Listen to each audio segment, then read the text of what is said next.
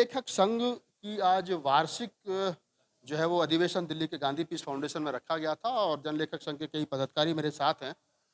जानने की कोशिश करते हैं कि आखिरकार जन लेखक संघ जो इस देश के एससी एसटी ओबीसी माइनॉरिटी की आवाज़ को साहित्य के रूप में बुलंद करने का काम करता है, तो उनके पदाधिकारी हैं। सर क्या नाम है आपका, बताइए थोड़ा सा। डॉक्टर महेंद्र नारायण पंकज। पंकज जी, जो जन लेखक संघ है, आप क्या जिम्मेदारी आपके पास इसमें है? देखिए, इसका हम राष्ट्रीय महासचिव हैं और 12-13 राज्यों में संगठन का काम चल रहा है। इसके उद्देश्य कार्यक्रम में लिखा गया है, सम्मेलन में तय किया गया है कि यह अम्बेडकरवाद के सिद्धांतों के मुताबिक बहुजन लेखन आंदोलन को गति देगा। और बाबा साहब ने जो कहा था बहुजनों का भारत बनाओ, उस दिशा में इसका कार्यक्रम पड़ रहा है। आज जो यहाँ पर आपने संगोष्ठी बुलाई है, इसका क्या उद्देश्य है? मतलब एक किताब का भी यहाँ पर आपने विमोचन किया है, डॉक्टर शांति यादव द्वारा, जो रचित सीता का दर्द है, एक तरीके से मैं कहूँ इसको। तो क्या उसका और उद्देश्य क्या है? देखिए, आज़ादी के 75 साल बाद भी आज भी महिलाओं पर अत्याचार अन्याय हो रहा है। खासकर बहुजन समाज की जो लड़कियां हैं, जो महिलाएं हैं, और उसमें भी दलित समाज की जो लड़कियां हैं, उसके साथ आज सांप्रदायिक ताकत इतनी ताकत में आ गई है, तो वो उस पर जो है अत्याचार अन्याय कर रहा है और फिर उसको इंसाफ भी नहीं मिल रहा है।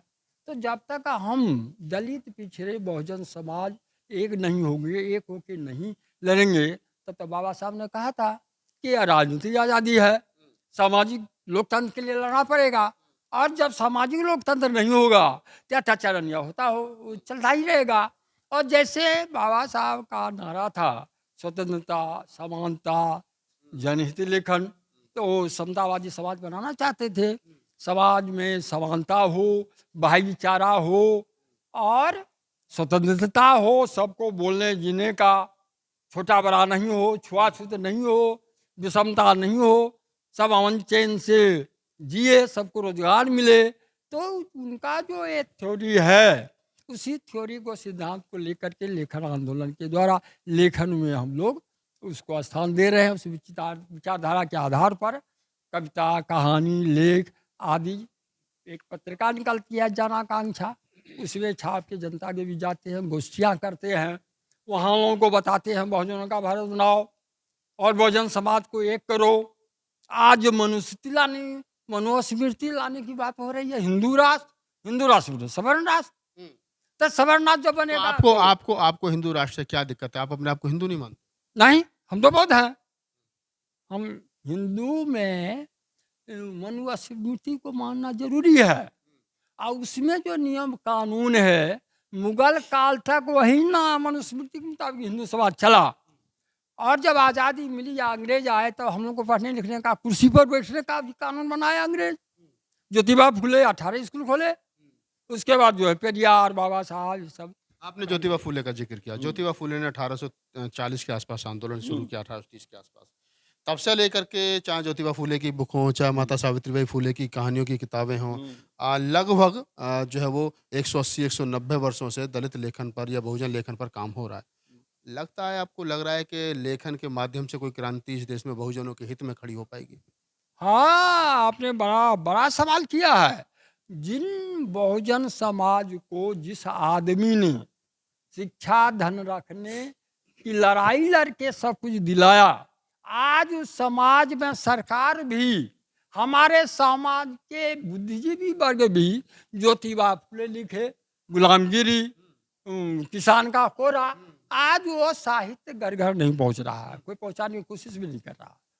तो जब तक उन किताबों का अध्ययन नहीं होगा, बाबा साहब ने कहा कि जो कौम अपना इतिहास नहीं जानती है, वो कौम हमेशा गुलाम रहेगी। न अपना वर्तमान बना सकती है वो जाति, वो समुदाय। फूले माली समाज से आते थे, माली समाज को पता नहीं फूले कौन है। पेरियार पाल समाज से, गडरिया समाज से आते थे, गडरियाओं को पता नहीं, पालों को पता नहीं पेरियार कौन थे। इसी प्रकार से अगर हम बात करें, चौधरी महाराज सिंह भारती, सर छोटू राम जाट कम्युनिटी से आते थे। हम बहुजन समाज के महापुरुषों को एक मंच पर तो ले आते हैं, लेकिन बहुजन समाज की जो जातियां हैं, जो 6743 जातियां हैं, वो एक मंच पर नहीं आ रही हैं। कहीं ना कहीं आज भी बहुजन समाज के महापुरुषों को जो अग्रणी ओबीसी है, वो दलित सोच के आधार पर ही देखता है। तो इस पर काम करने की जरूरत है, आपको लगता है? बहुत काम करने की जरूरत है, शोध होना चाहिए। तो ज्योतिबा फुले पर, पेरियार पर शोध नहीं हो रहा है, बाबा साहब पर तो हुआ है, हो रहा है।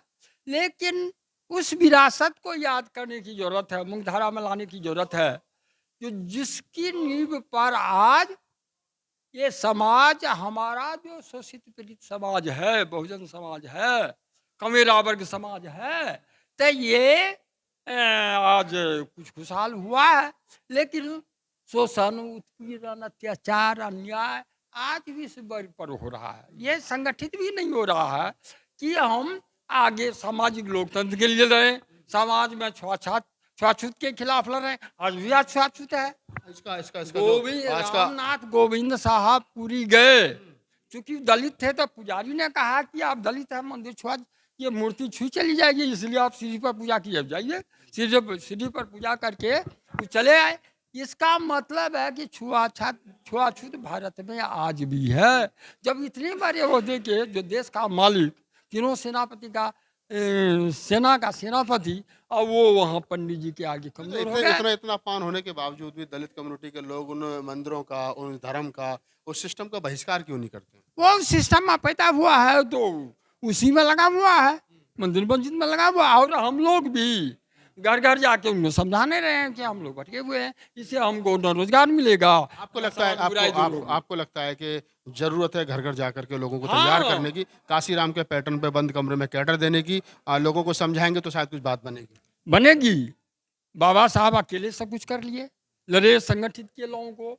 और वो कह रहे थे कि हम लोगों को जोड़ रहे हैं, और ये जोड़ते जोड़ते हम सबको अधिकार दिलाए हैं। काशी, अब उसके बाद तो गैप हो गया, जो हमारे सब करोड़ों लोग नौकरी में आए, संपन्न हो गए।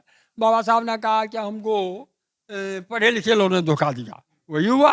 उनके मरने के बाद उनका आंदोलन खत्म हो गया।